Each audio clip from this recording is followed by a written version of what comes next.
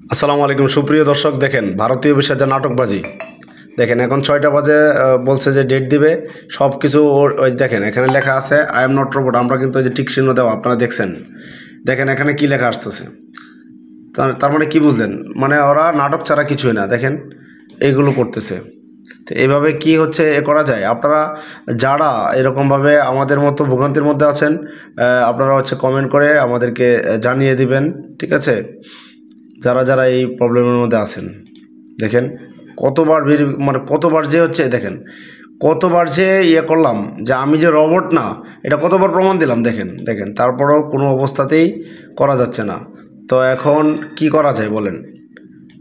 তারা মানে আমেরিকার ভিসার মতো বুঝাইতেছে যে বিএফএস, মানে এই অবস্থা। আরে ভাই, সবচাইতে ঠেকা লাগছে হচ্ছে আমাদের রুগীগুলো, আর হচ্ছে যারা এই ডাবল এন্ট্রি ভিসা ইউরোপে যায় তাদের জন্য হচ্ছে একটু প্রবলেম হয়ে গেছে।